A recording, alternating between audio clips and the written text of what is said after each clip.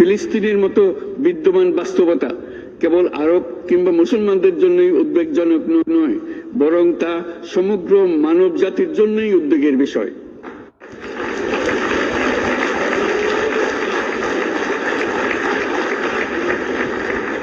একজন মানুষ হিসেবে প্রত্যেক ফিলিস্তিনির জীবন অমূল্য।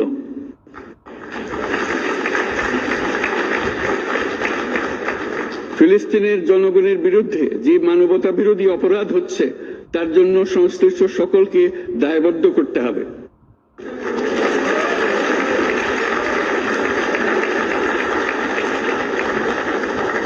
ফিলিস্তিনের জনগণের উপর চলমান নৃশংসতা, বিশেষত নারী এবং শিশুদের সাথে প্রতিনিয়ত যে নিষ্ঠুরতা বিশ্ব দেখাচ্ছে, তা থেকে নিস্তারের জন্য বাংলাদেশ অনতিবিলম্বে সম্পূর্ণ যুদ্ধবিরতির আহ্বান জানাচ্ছে।